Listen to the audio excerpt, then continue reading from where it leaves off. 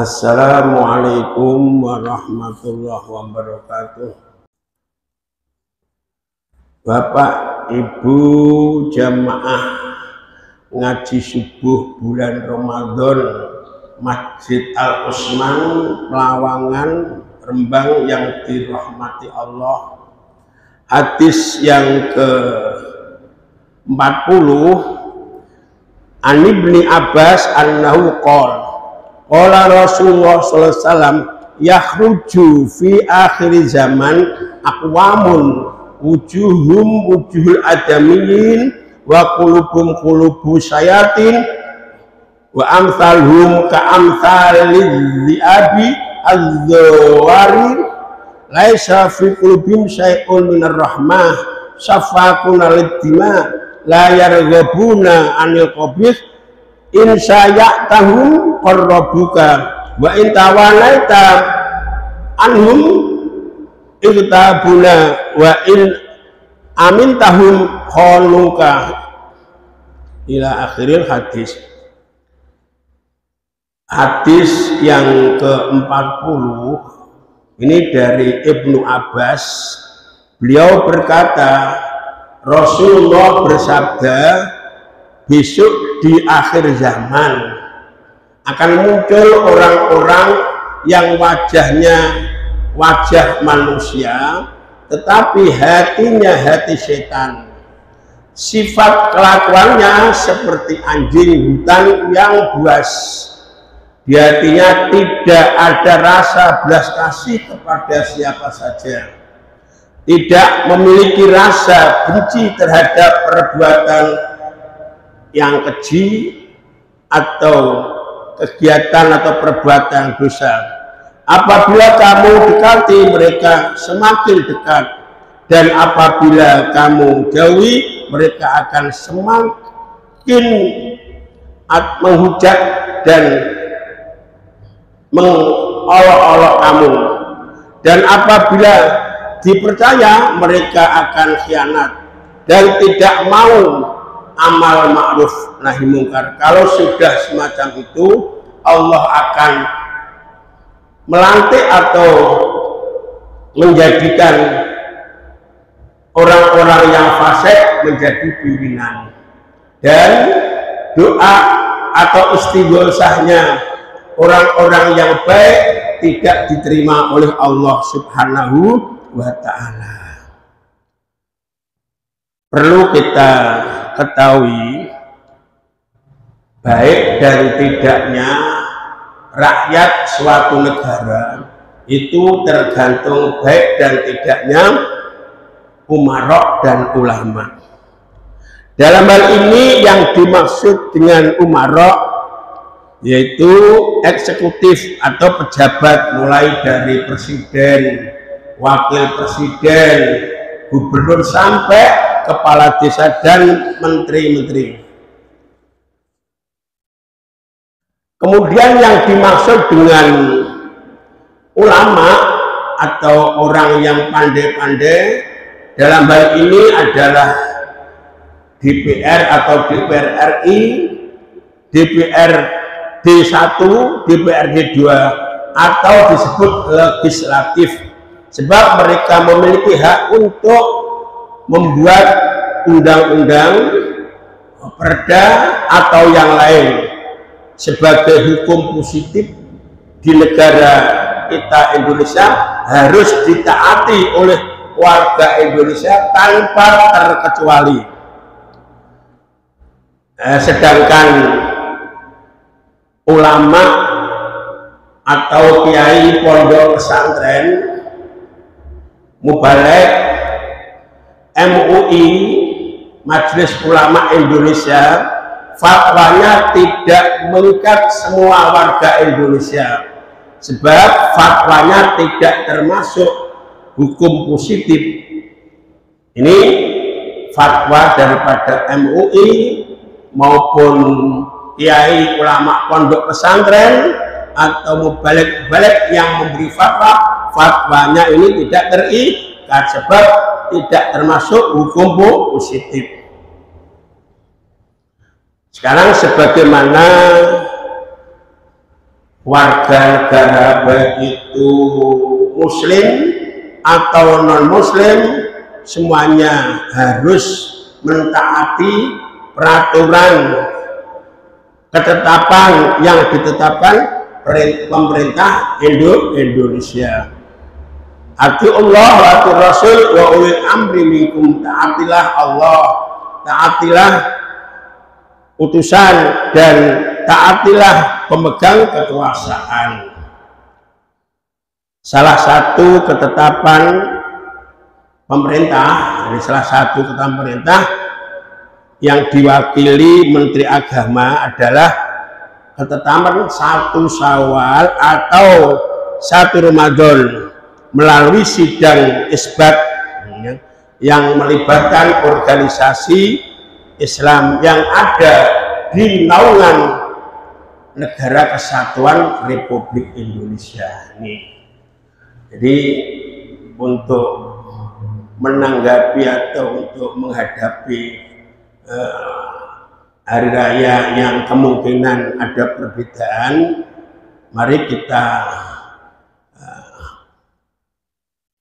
keterangan-keterangan yang perlu kita perhatikan. Pertama, ini harus kita ketahui, hasil hisab tidak boleh digunakan untuk menetapkan 1 Syawal atau 1 Ramadan. Harus diserahkan terlebih dahulu kepada pemerintah. Sebab kita hidup di negara Republik Indonesia. Ini satu. Artinya bagaimana? Ahli hisab ini tidak berhak untuk menetapkan baik itu 1 Syawal atau 1 Ramadan. Itu pertama. Yang kedua, hasil ruqyah dari suatu daerah, apa Rembang atau Semarang dan sebagainya, ini harus dilaporkan terlebih dahulu ke pemerintah. Tidak boleh setelah bisa ruqyah, misalnya Kabupaten Rembang bisa ruqyah, kemudian orang Rembang, misalnya kalau puasa semuanya, misalnya hari raya ini tidak boleh, harus dilaporkan kepada pemerintah. Yang ketiga, yang berhak, ini yang berhak harus tahu, yang berhak menetapkan awal bulan, baik itu bulan Ramadan atau bulan Syawal, ini haknya pemerintah. Kalau ahli hisab atau yang ruqyah ini hanya memberitahu kepada pemerintah, hanya ikhbar, beritahu. Sedangkan yang menetapkan ada pemerintah, ya, melalui sidang isbat yang melibatkan tadi ada NU, ada Muhammad dan organisasi Islam yang lain yang ada di naungan Negara Republik Indonesia. Sekarang perbedaan antara Muhammadiyah, memang saya bahas sebab yang beda untuk tahun ini, Syawalnya berbeda.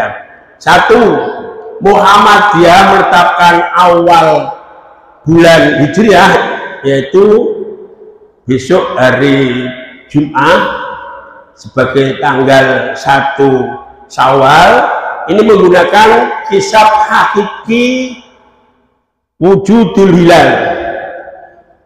Maknanya gimana? Yang penting hilal sudah wujud, sedangkan bisa diruqyah, dilihat atau tidak, ini tidak masalah. Nah, sekarang kalau pemerintah juga diikuti Nur Sewu, NU, ini metodenya yaitu ruqyatul hilal, harus melihat hilal. Nah, coba ini dalil-dalil yang akan saya sampaikan. Hadisnya ini tidak saya baca, di kitab Bukhari halaman 1776, dengan cari sendiri. Jadi Rasulullah selalu menekankan sumu liru'yati wa uftiru liru'yati fa in huma alaikum fakmilu iddata sya'ban salasin.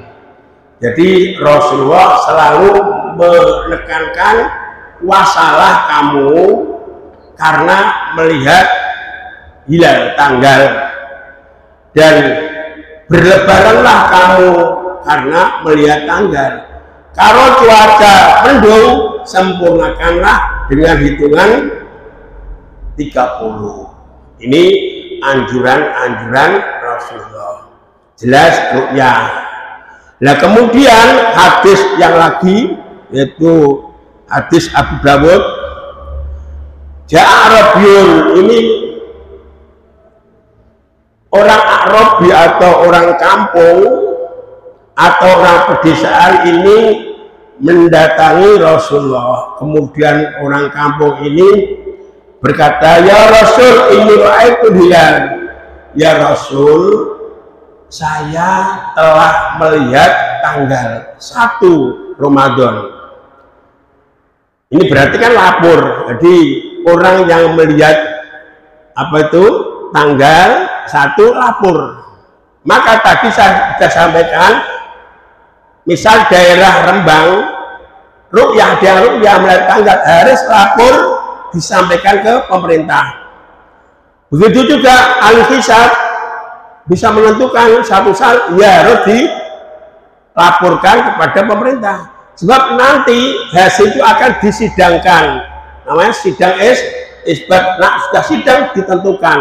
Ini baru. Kalau orang yang ru'yah seperti tadi, ada orang kampung atau pedesaan datang ke Rasulullah, ya Rasul, saya telah melihat hilal. Kemudian Rasul, apa kamu berani disumpah? Kemudian orang itu disumpah berani. Setelah itu penetapan ini di tangan Rasulullah. Setelah ditetapkan, Rasulullah perintah pada sahabat Bilal untuk mengumumkan tanggal 1 Ramadan besok. Jadi butuh satu yang ru'yah, tidak boleh langsung hari raya sendirian. Karena apa? Kita hidup di negara dan kita harus mematuhi hukum-hukum yang ditetapkan oleh negara. Nah, dalam hal ini untuk menetapkan 1 Ramadan atau 1 Syawal harus menunggu ketetapan pemerintah. Ya, tidak boleh setelah bisa hisab kemudian hari ini diumumkan, misalnya Yayasan Nahdlatul Sholihin telah menetapkan hari raya besok Selasa misal. Ini tidak boleh, sebab tidak hak untuk menetapkan, hanya ikhbar saja, berkabar kepada pemerintah, sebab kita hidup ada aturan. Ya. Begitu juga tadi yang melihat tanggal jelas, yang melihat tadi lapor Kanjeng Nabi setelah menyumpah orang tadi baru menetapkan. Ini kan Kanjeng Nabi. Kalau kita ya butuh sidang. Kanjeng Nabi sumber agama kan tidak butuh sidang.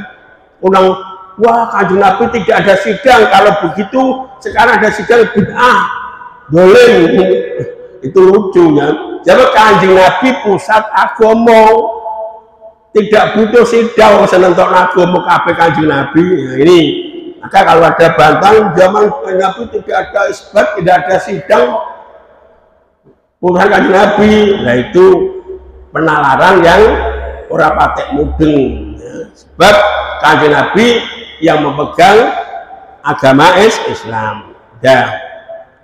Kemudian ada lagi itu dalil-dalil hadis ya untuk memperkuat apa itu pendapat bahwa ru'yah ya.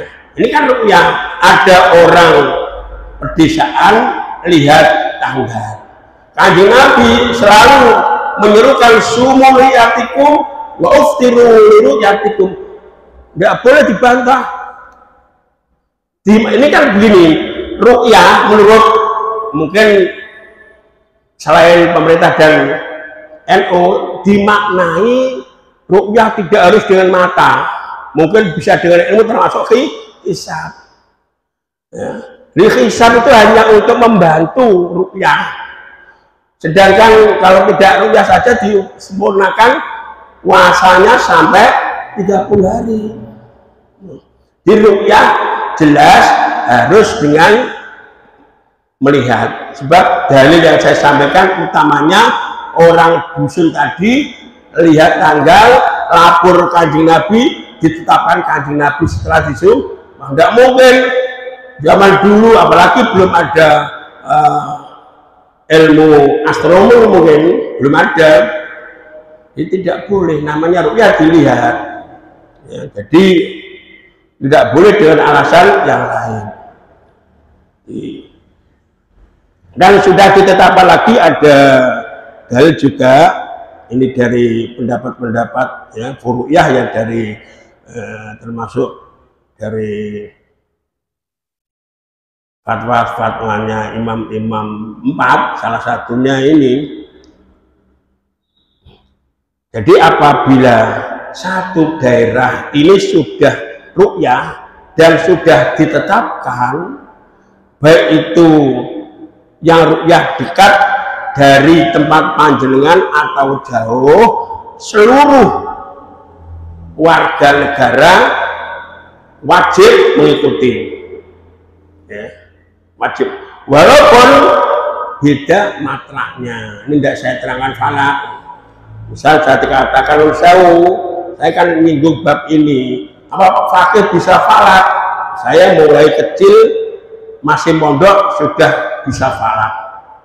Sedangkan saya mengajar mulai di dunia sanawiyah saya ngajar, di aliyah formal saya ngajar, bahkan di perguruan tinggi yang diasuh Pak Hasan itu di Staika Al-Kamal itu saya mengajar. Jadi menurut saya bukan acak-acakan ahli falak hisab, enggak, banyak sekali ya. Jadi sekarang sudah saya alihkan kepada Pak Rohim. Jadi apabila sudah ditetapkan wajib ya, jadi kalau seseorang, organisasi kalau sudah tidak mentaati keputusan pemerintah, ini berarti tidak loyal dengan hukum negara. Ini jelas. Sebenarnya di Indonesia tidak perlu ada perbedaan ya. Apalagi Nun Sewu, karena yang menjadi permasalahan ini perbedaannya dari Nun Sewu ya, ini tidak ada, ini ilmu, tidak sentimen sana dan sini, ilmu ya. Ini harus kita bahas. Satu, keputusan ya, penetapan dengan tadi hisab ini menurut tingkatan jelas lebih tinggi ru'yah. Nah, hisab ini ya hanya boleh, misal saya nggarap hisab, misal hari raya tahun ini saya hisab saya Syawal tanggal 1-nya hari Kamis. Ini ya cukup yang yakin kan saya. Ya tidak harus woro-woro. Ini tadi saya sampaikan sesuai dengan hisabnya Pak Fakih Yayasan Nahdlatul Sholihin. Hari rayanya jatuh pada hari Kamis, tidak boleh. Nah, kalau saya menyalahi dengan aturan penetapan negara yang sudah ditetapkan, ini saya berarti tidak taat dengan pemerintah. Nah, ini di kuncinya apabila pemerintah tegas, enggak masalah. Masalah ibadah puasa kok pemerintah ikut cawe-cawe. Kalau nggak ikut, karena ini menyangkut warga negara, ya kutar kacir, kok geger terus. Geger orang kecil udah payah memikirkan perbedaan ini. Angger bodoh kok beda, poso beda, kapan gak bedanya. Ini kita atau pemerintah harus tegas. Yang ditetapkan pemerintah melalui sidang isbat yang melibatkan NU Muhammadiyah dan semua ya, warga Indonesia yang mampu hisab dan yang mampu untuk ru'yah. Ini harus taat kepada pemerintah ya. Intinya yang saya sampaikan, saya tidak membahas ru'yah dan tidak membahas apa itu hisabnya, tapi saya membahas ketaatan warga negara terhadap aturan ketetapan pemerintah. Ini kalau tidak taat berarti apa? Kita tidak mentaati aturan. Sebenarnya bisa, pemerintah berhak untuk melarang. Sebab sudah ditetapkan melalui sidang, ikut semuanya. Ya, Muhammadiyah juga ikut. Jadi kan kita ini kalau masih menggunakan wujudul hilal, yang penting hilal sudah ada, iso diru ke orang. Nah, ini nanti selalu beda terus. Ini selalu beda terus. Nah, ora pasane yo kok bodoh besare atau Idul Fitri ini jelas ini. Kalau garapan sewu, garapan NU Muhammadiyah pemerintah sama. Bab apa? Kaidah sama. Nah, ono garapan gak sama, mungkin sing garap ngantuk untuk lali. Jadi garapan sama, hanya kriteria atau metodenya. Nah, NU dan pemerintah yang harus lihat tanggal.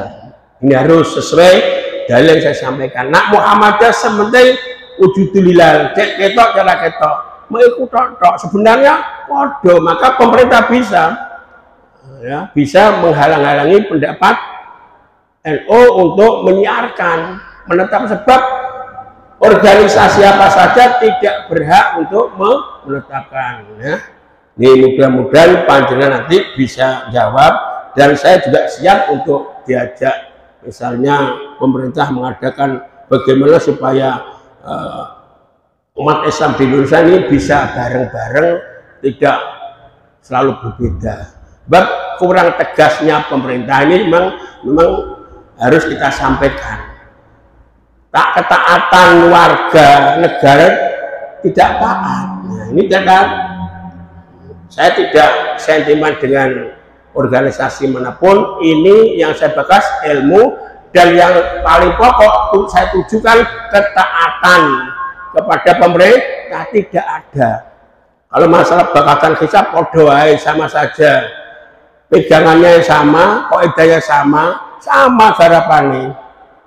Cuman kriteriane aku mau bodoh, nak orang ru'yah aku tetap bodoh walaupun tanggal bisa di lah. Inilah ini yang bisa ngatur, kecuali nak Indonesia pemerintah juga ya sidang ijma atau tidak isbat ini tidak masalah. Misalnya ono bodoh dino iki gak masalah, sebab pemerintah nggak mau tanggung jawab. Ini kan pemerintah tanggung jawab, sudah ada sidang isbat dan ditetapkan bahwa keputusan sesuai dengan sidang isbat tadi. Jadi untuk bahasa saya, kalau ketetapan perintah tidak ditaati, berarti baik itu perorangan atau organisasi, berarti tidak taat dengan aturan pemerintah. Dan memang ini saya sampaikan biar nanti saya bisa ditegur atau bisa nanti istilahnya memang ini ada barang yang hak harus kita sampaikan ya. Jadi bukan berarti orang desa tidak bisa, enggak ya, tidak, cuman biasanya orang desa kan cuman diam dan sebagainya.